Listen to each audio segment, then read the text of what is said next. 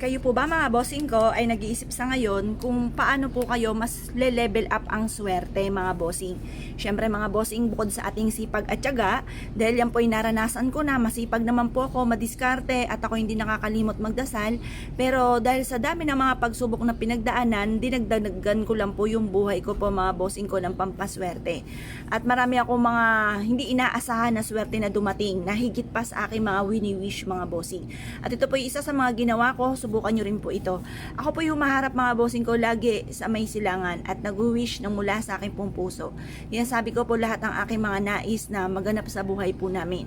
Ngayon pa mga bossing, i-wish nyo po kung ano man yung gusto po ninyo. Halimbawa, magkaroon kayo ng sariling bahay. Kasi kami po mga bossing ko, nakaranas din na pinapalayas po kami at wala kami sariling bahay.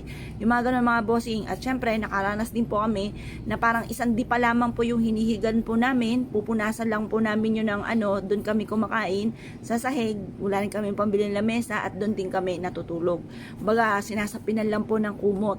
Ang lagi kong wish noon, magkaroon kami ng sariling aming bahay.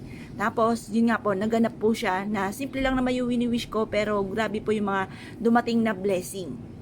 Higit po doon sa wini-wish ko. Wish ko lang po na magkaroon kami ng sarili namin bahay pero wala akong wini-wish na iba pa doon mga bossing. Pero lagi ako nagsasabi ng mga magaganda na pangarap po namin. Ngayon pa mga bossing, i-wish po natin dito.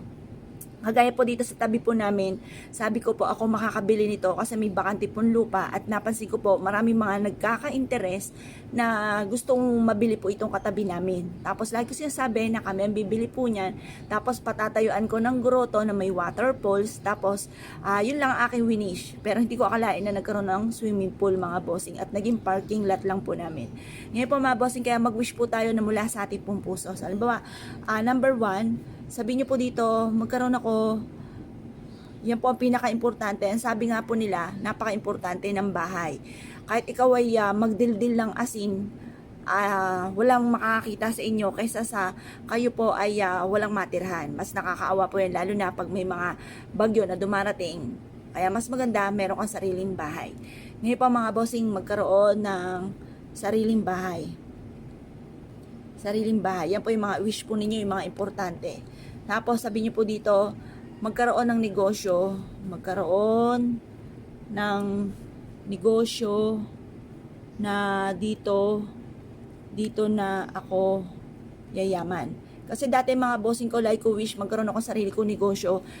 Yun, nagkakaroon niya ng negosyo, nalulugi naman. Kaya direct to the point na dito na tayo yayaman. Tapos number 3, magkaroon ng, halimbawa, sasakyan para kahit saan kayo magtungo ng inyong pamilya ay makakapunta po kayo, ganon. Magkaroon ng sasakyan. Tapos number 4, makatapos ng pag-aaral ang aking mga anak at magkaroon sila ng masaganang buhay. Tapos number 5, malayo sa anumang kapahamakan. Tapos number 6, magkaroon ng mahabang buhay. Ganun pa mga bossing, basta i-wish nyo na yung mga pinaka-importante, matagal nyo nang ninanais.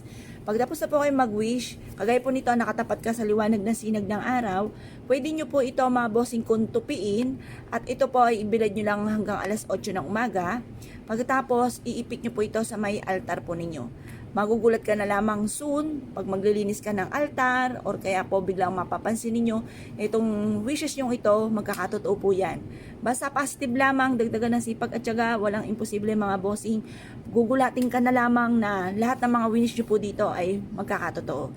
Ngayon pa mga bossing, kung kayo pinaniwala at nais nyo po itong gawin, ay siya mga bossing. Good luck po sa po lahat.